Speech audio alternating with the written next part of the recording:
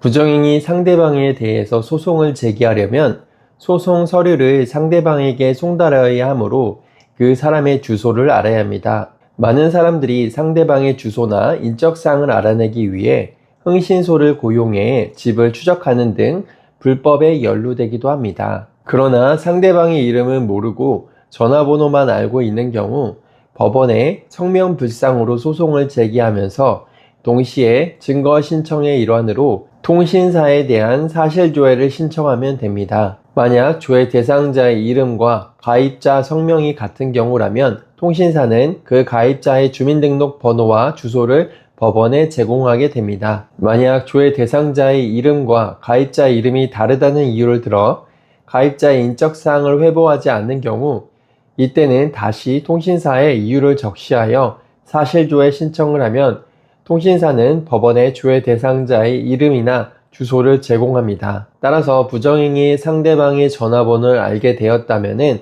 상대방의 거주지를 알아내기 위해 직접 미행하거나 흥신소를 고용해 괜한 시간과 비용을 낭비하지 말고 소송 진행 중에 적법한 증거 신청을 통해 상대방의 이름이나 주소를 알아내시기 바랍니다. 상대방의 부정행위로 인한 위자료 청구 시 금액은 어느 정도인지 살펴보겠습니다.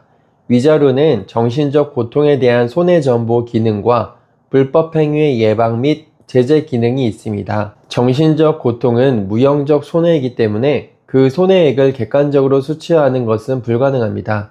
다만 최근 실무상 법원의 판결을 예로 들겠습니다. 법원은 부부 일방이 부정행위로 인하여 혼인관계가 파탄되었을 경우 피해자인 부부 일방이 부정행위를 저지른 배우자 및 부정행위의 상대방을 상대로 제기한 손해배상 청구 소송에서의 위자료는 일반적으로 부정행위 배우자의 경우 3천만원, 상대방의 경우 1,500만원 정도로 판결합니다. 여기에 부정행위의 기간 및 내용 등을 고려해 위자료 액수가 가감됩니다. 부정행위는 있었으나 혼인관계가 파탄에 이르지 않아 가사사건이 아닌 민사사건으로 처리되는 손해배상 청구 소송에서 인정되는 위자료 액수는 보통 1,000만원 내외입니다. 다만 이러한 손해배상 액수가 과연 적정한지에 대해서는 이견이 있습니다.